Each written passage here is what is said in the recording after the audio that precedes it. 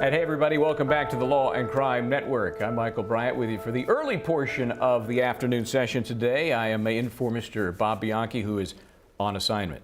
I don't know what that means. So we've got some great stuff going on today, I'm telling you. We've got not just one, not two, but three potential trials in the offing this afternoon, plus an update on, of course, Mr. Epstein.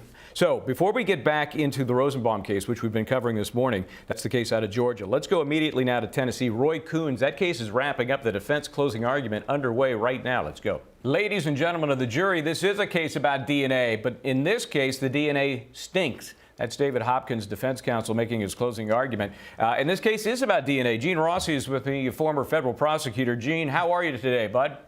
I'm doing well. Good to see you again. Nice to see you. I must say, as a quick aside, always enjoy watching you and Bob banter and share your experience. You've only done 110 or so trials, but, you know, I guess you know a little bit. So in this case, DNA, critical. What's the deal?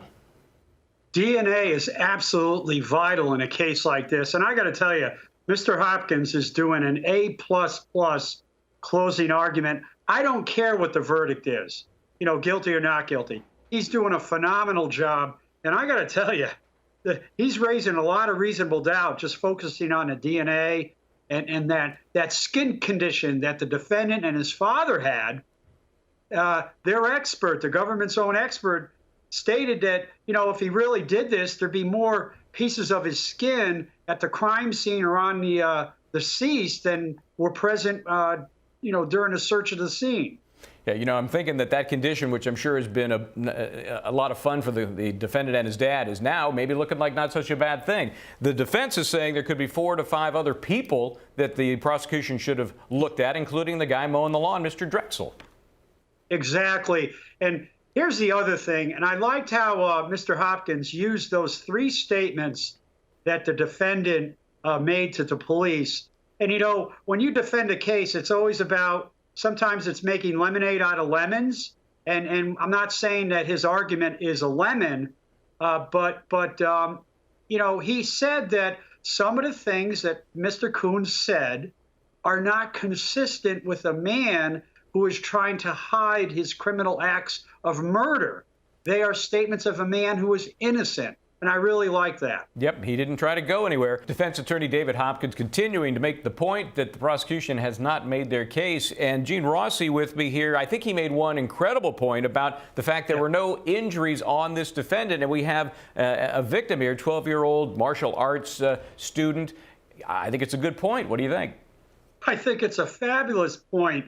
And Michael, when you do a search warrant of a suspect, actually a target, and you find nothing inculpatory, no DNA, no documents, nothing, and you haven't searched the homes or the cars of 2, 3, possibly 5 other suspects, that is really sloppy.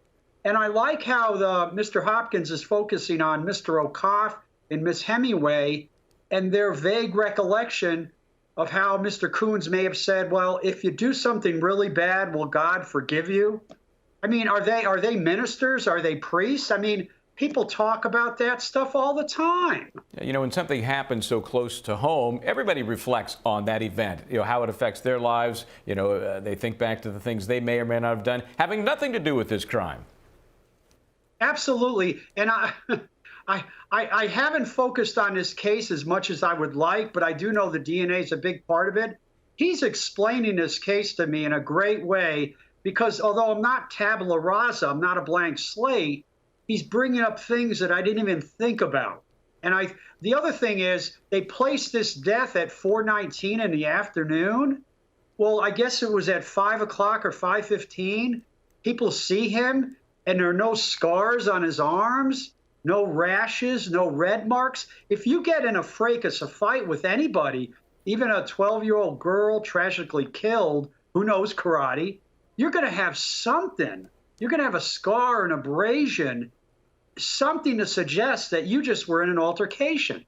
Yep, and as he mentioned, what we were speaking about, that there was no apparent attempt to flee. I think he boiled down his position and what he believes the prosecution failed to do by saying you can't convict on maybe. So the defense continues to pound away at that point. So David Hopkins has wrapped up his one and only chance to talk to this jury. Now queuing up to do the rebuttal is one of the two prosecution attorneys. This is Pam Anderson. We heard from Jeff George in the initial round of the closing argument. Now her job is really to rebut things that were brought up by the defense in their closing argument. And oh, she's putting the gloves on here. So you know that's always dramatic.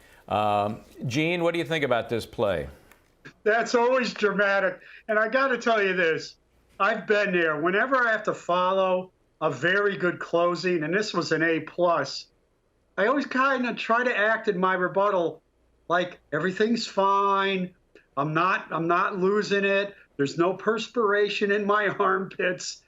You know, putting on the gloves is kind of a good distraction, I got to say. Well, let's see what she's got to say. Let's go back to court. Well, Ms. Pam Anderson clearly wrapping up her rebuttal argument there. A little indignant, a little defensive about some of the arguments made by the defense in their closing argument. Gene Rossi still with me, former federal prosecutor. Gene, only 27 years with the program there. Couldn't you keep a job? What happened there? I got fired. Okay, well, it happens. So she pointed out something in her rebuttal that has been bugging me, like the motive. Why would Roy Coons did what he did if he's the man that did it? She says it was about sex. What do you think? You know, that argument about the attempted rape, we didn't charge rape because it's attempted rape, and we proved it beyond a reasonable doubt because everything was pulled down. That doesn't prove beyond a reasonable doubt, in my view, that his motive was sex. Whoever took her life, and obviously Mr. Coons is on trial, whoever took her life, it was to kill her. I don't think it was to have sex. There's no semen, there's no DNA around her private area. I would suggest she just was killed out of opportunity. Yeah, I think that's the way I was leaning, and to hear this makes me even more confused. We know that she was menstruating. Maybe that dissuaded him from completing an act he was there to pursue. But again, it makes it more muddy in my mind what the motive was. Yes, we don't have to prove that. We're going to come back to that Tennessee courtroom with Roy Coons' case. Don't forget, we're also in Georgia for the Rosenbaum case and the murder of little 2-year-old Layla Marie. So stay put for that as well. We'll be back to more on the Law and Crime Network. Stay with us.